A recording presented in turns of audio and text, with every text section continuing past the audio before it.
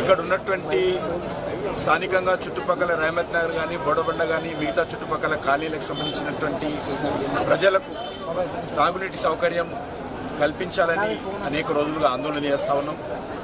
మరి చాలా సంవత్సరాలుగా ఇది ప్రారంభించినప్పటికీ కూడా మరి అనేక ఆందోళన తర్వాత ఈరోజు మరి అది పూర్తయి ప్రజలకు నీరు అందించే విధంగా రిజర్వాయర్ను పూర్తి చేసుకోవడము చాలా సంతోషం. చాలా సంవత్సరాల కళ ఇది. మరి ఈరోజు మనకందరికీ తెలుసు ఈ ప్రాంతము ముఖ్యంగా వెనుకబడిన ప్రాంతం. ఇక్కడ బస్తీలు కాలనీలు ఉన్నప్పటికీ కూడా బస్తీలు మరి నిర్లక్ష్యానికి గురవుతున్నటువంటి విషయం అందరికీ తెలుసు. మరి చాలా సంతోషం ఈరోజు మంచినీటి సమస్య ఈ రిజర్వాయర్ కారణంగా ఇక్కడ ప్రజలకు స్పష్టంగా రావాల్సినటువంటి సమయం కానీ రావాల్సినటువంటి వాటరు కోట కానీ తప్పకుండా వచ్చేటువంటి అవకాశం ఉంటుంది. ఈరోజు హైదరాబాదు ఇంతకుముందు పెద్దలు ప్రభాకర్ గారు చెప్పినట్టు దేశంలోనే అభివృద్ధి చెందుతున్నటువంటి నగరం, చాలా వేగవంతంగా ముందుకెళ్తున్నటువంటి నగరం. అన్ని రకాలుగా ఈరోజు హైదరాబాద్ నగరము అన్ని రంగాలలో ముందుకెళ్తూ ఉంది. ఇక్కడ ఆల్మోస్ట్ తెలంగాణలో 33% పాపులేషన్ హైదరాబాద్లో ఉంటుంది. దీనికి అదనంగా ప్రతిరోజు లక్షలాది మంది వచ్చిపోతుంటారు. మరి దీన్ని దృష్టిలో పెట్టుకొని అనేక రకాలుగా కొత్త కాంప్లెక్స్లు కావచ్చు, రెసిడెన్షియల్ కాలనీస్ కావచ్చు, మరి హైదరాబాద్ చుట్టుపక్కల విపరీతంగా పెరుగుతున్నటువంటి నేపథ్యంలో దీనికి అనుకూలంగా సమగ్రమైనటువంటి కార్యాచరణ ప్రణాళిక రూపొందించుకొని అది రోడ్ వైండింగ్స్ కావచ్చు, రోడ్స్ కావచ్చు, మాస్టర్ ప్లాన్ కావచ్చు, ప్రత్యేకంగా మంచినీటి సౌకర్యం. మరి గత అనేక సంవత్సరాలుగా నాకు తెలుసు రాజశేఖర్ గారు ఉన్నప్పుడు ఆ రోజు మరి ఈ యొక్క గోదావరి నుంచి నీటి తెచ్చేటువంటి ప్రయత్నం చేయడం జరిగింది.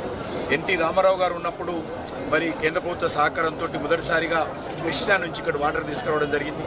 మరి ఇప్పుడు కూడా మరి గత 10 సంవత్సరాలుగా దీనికి సంబంధించి అనేక రకాలుగా అనుకున్నప్పటికీ కూడా ఒక్క చుక్క అదనపు నీరు గోదావరి నుంచి కానీ కృష్ణ నుంచి కానీ ఇక్కడ యాడ్ కాలేదు.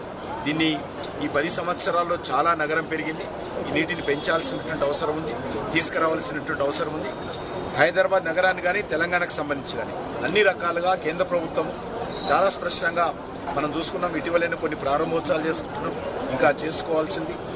మరి మెట్రోకి సంబంధించినటువంటి డిపిఆర్ ఇంకా పూర్తి స్థాయిలో కేంద్ర ప్రభుత్వానికి పంపాలా.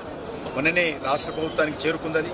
అది కేంద్ర ప్రభుత్వానికి వెంటనే పంపించినట్లయితే దానిపైన కూడా సమగ్రంగా చర్య తీసుకొని హైదరాబాద్ అభివృద్ధికి ప్రభాకర్ గారు అడిగినట్టు తప్పకుండా అన్ని రకాలుగా మరి ఒక స్థానిక పార్లమెంటు సభ్యుడిగా కేంద్ర మంత్రిగా అన్ని రకాలుగా హైదరాబాద్ కానీ యాజ్ వెల్ యాజ్ తెలంగాణ కానీ అభివృద్ధి కోసం మేము అంకిత భావంతో పనిచేస్తామని సందర్భంగా మనీయస్తూ ప్రత్యేకంగా అధికారులు అనేక ఒత్తిడులు ధర్నాలు చేసిన తర్వాత ఈ రిజర్వాయర్ ఈరోజు కార్యరూపం దాల్చింది.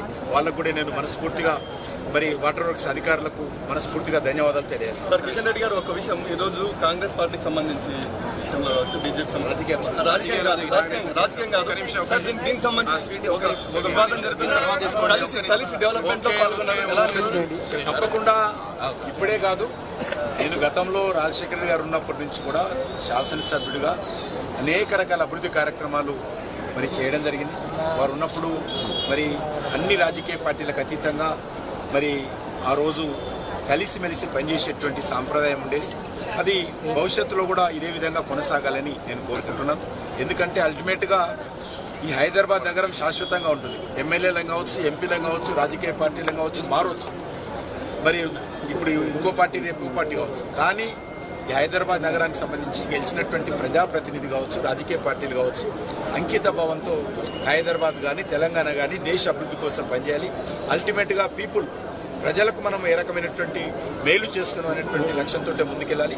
ఆ దిశలోనే ఎల్లప్పుడూ కలిసిమెలిసి అభివృద్ధి కార్యక్రమాలు, ఎన్నికలప్పుడు రాజకీయ పార్టీలు ఉంటాయి, విమర్శించుకుంటాం. ఎన్నికల తర్వాత అభివృద్ధి లక్ష్యంగా అందరం కలిసిమెలిసి పనిచేయాలి. సార్, ఫైనల్ ఒక విషయం చెప్పండి, మూసీ రివర్కి సంబంధించిన విషయంలో